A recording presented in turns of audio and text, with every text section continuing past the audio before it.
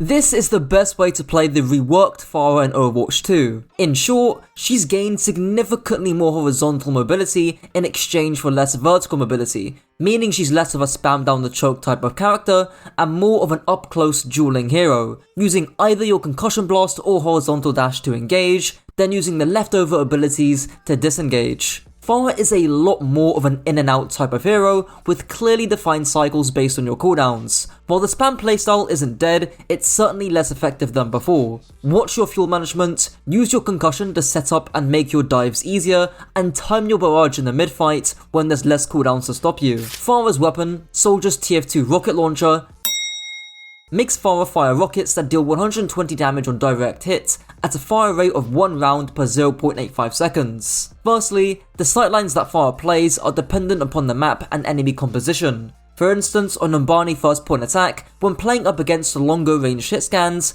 pathing co-side to where you have a short sightline onto their core will give you an advantage. However, up against a more flanker based composition, playing wider and longer sightlines where you can't be as easily contested would give you more value. One of the most important aspects to maximize the value from your rockets is to maintain good corner and cover discipline. If you watch any pro level Pharah before or after the rework, this is top 3 most important things on Pharah and requires conscious thought to get down. Being a handful of inches away from a piece of cover can really be the difference between life and death, and if you're dying a lot on Pharah, this is probably one of the reasons. While still on the topic of cover, doing rotations from cover to cover is vital in toning your aggression and having the ability to fall back. There's this example in my original Pharah guide on Blizzard World's second point attack, where there's many rotations that you can make that all have a piece of cover for you to duck behind. The distance between each piece of cover isn't too long either. Do make sure that you do these rotations while your tanks are engaging, as your tanks will be baiting attention away from you,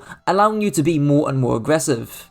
In terms of target priority, the biggest concept to grasp is to shoot what's easy. Too many Pharahs are going to be busy wasting time dueling the other Pharah, or worse, trying to duel an Echo, missing rockets with no splash damage. So unless your name is Yazan or Lubda, focus on wearing down tanks and ground supports, and even if you miss, you should land some splash damage. You should only really shoot the enemy pharmacy if they're being excessively aggressive and you're confident in hitting your shots. The last thing to mention is of course the rocket jumping, which is shooting the ground for elevation. Doing this has never really been better, since you only deal 20 damage to yourself instead of 40, and due to the Season 9 patch, you do have more HP to use in general. You'll commonly see Pharah players like Yazan do this all the time. Pharah's first ability, TF2 rocket jumping, makes Pharah propel herself vertically with a cooldown of 14 seconds, giving Pharah the hover jets 50% of the fuel, as well as potentially overfueling it. Speaking of the hover jets, they were kind of reworked too, but in short,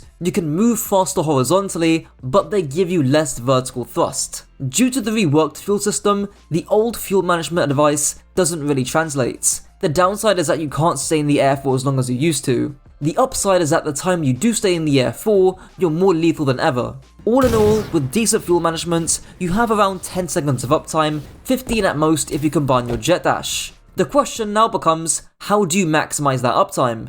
But before I get onto that, if you want to mechanically and actively practice your fuel management on Pharah while firing rockets, there's a workshop code called DKKD, which forces you to learn rocket jumping, fuel management, and rocket aiming. It's from an old CarQ workshop video, but it's definitely something worth mentioning because I still think it's useful in 2024. Now speaking about your uptime and the broader uses of Pharah's jump and hover jets, there's a general rinse and repeat routine that you perform from high grounds. In short, you want to treat high ground like a helipad, or in other words, a place for you to depart to and return to safely. For example, here on Suravasa first, you can see Yazan ping-pong between the high grounds and use them as safety zones almost. The high grounds are just places to regenerate fuel, cooldowns, and HP, while still giving him an angle to deal damage. It's even better considering that Yazan is playing against a composition which can't really contest him on the high grounds. Utilizing high ground against ground-based comps is really important. Here's another example on Dorado 2nd, where you'll initially start on the high ground, and that's going to effectively be your helipads. Then you can do either of your playstyles, which I'll get onto later.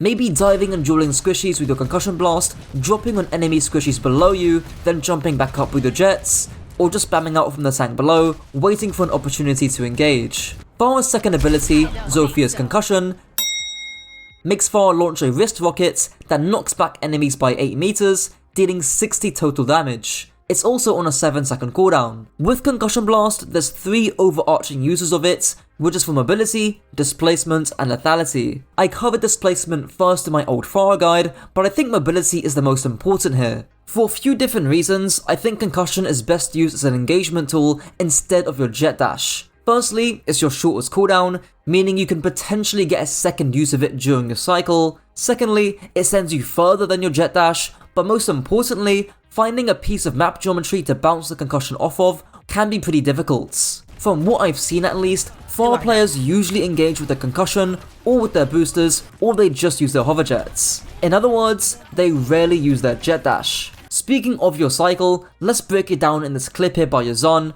where he just dives and blows up their Cassidy. Firstly, notice his initial positioning. His entire hitbox is in cover in the air, making his dive unpredictable. He then fires a rocket and immediately flicks to the ground to concuss himself forward. After the concussion lands, he then pops his jet dash to cover the last little bit of distance and then lands the rocket and melee. He then finishes his cycle behind a piece of cover. I'll speak about this cycle a little bit more later on. Now onto displacements. Displacement can involve booping enemies to prevent cooldowns and ultimates, like denying a res, follow up from a shatter, and can prevent someone like Ramatra from getting close with his annihilation. There's also using concussion to peel. Some of those uses I just listed, like denying a Ramatra ult, is a form of peeling, but more generally speaking, if a Doomfist, Winston, or Wrecking Ball is diving a backline, a simple concussion blast can help quite a bit. There's also using concussion to displace enemies back into your damage. For example, here on Samoa, if I was quick enough, I could have concussed the soldier to his left, got him off the high ground, and I would have confirmed the kill. And lastly, you can displace people off the map, or in other words, getting environmental kills. Ilios is probably the best example where you can do this. Now into lethality. This last one is pretty simple, which is just using Concussion Blast as a finishing tool when someone is low HP. Most of the time, you're just not gonna get that 30 direct damage, so instead, you're relying on that 30 splash damage as a finisher. They made this in 2 seconds. Makes Pharah boost in the direction that she's moving in. The cooldown is 8 seconds. Most of the usage of your jet dash is gonna be what I like to call a failsafe. Other abilities that are failsafes are Sojourn's Power Slide, Echo's Flight, and Cassidy's Roll. In other words, when shit hits the fan or when you need to get out of a situation, that's when your jet dash becomes really useful. You usually don't want to use both your concussion and your jet dash aggressively because they're your main forms of horizontal mobility. Exceptions would be in that Yazan clip where you don't have any other option because Yazan doesn't have any jet fuel left, and where you have some high ground to play around, so you just use your 14-second boosters to vertically get back up. You can also use your jet dash to help make your rotations quicker, but barring that, there's not much more to your jet dash. Pharah's ultimate, World War III, makes Pharah release a barrage of mini rockets that can deal up to 3,000 damage in 2.5 seconds. Your passive hover jets also get fully refueled. Everyone already knows the rocket before barrage cancel, it's as old as time, but I had to mention it. You can also combine this with your concussion blast to quickly and unpredictably explode someone. With timing your barrages, just do it late into the mid-fights. The more aggressive your barrage, the later it needs to be timed. People won't have as many cooldowns to stop your barrage with, and their attention is probably occupied somewhere else, allowing you to get away with an aggressive barrage. Lastly, a niche but still useful use of barrage is to win duels with it on flanks. For instance, on Route 66 third point attack, you can concuss into barrage when dueling a hit scan who wants to use the high grounds. It's worth mentioning that you should call for support like a Mercy Pocket, Kiriko Suzu, Zarya Bubble, or a Diva Defense Matrix to help you live through the pressure. Moving on to the positional, playstyle, and compositional section of the guides. One of the most important positional concepts that certainly apply to Pharah is mid-fight rotations. In other words, finding aggressive positions to move to as the fight progresses to allow yourself to deal more damage while keeping you relatively safe. Here's a great visual example on Blizzard World first point defense. Right, you tell me, what should you have done here instead? Where should you have pathed to? Yeah, like exactly, right here, right? And then you can again use this thing as your helipad to get your CDs back up. You can still spam the Weaver and the Sojourn here. and still save your CDs. And then, right, you could potentially go for an engage, right? Maybe you dash off the high ground here, shoot these guys, concuss them back into your damage, and you're chilling, right? Maybe you concuss off the high ground here, spam these guys, and then dash to cover here, so you can LOS them, right? Maybe you dash here, concuss them away, booster on top of this roof here, use this as cover. That is also something you can do as well. Maybe you play around, you path around here, you dash here, play this as cover, booster over the top, and then come from this sort of angle behind them, right? There's tons of pathing options you can have on Pharah here because of the way your mobility is structured. But yeah, that is really key. Worth mentioning that if you want to get coaching from yours truly, check the top line in the description. Now, in terms of your broader positioning, there's 4 guidelines which I'll showcase on Lijiang Control Center. The first is to have cover, which I've already covered, no pun intended. But here, the small piece of high ground not only gives you cover, but can act as your helipads, as discussed prior. The second guideline is to have LOS onto the enemy team. Here, you have a really nice and tight sightline onto any squishy who may want to rotate into the white room.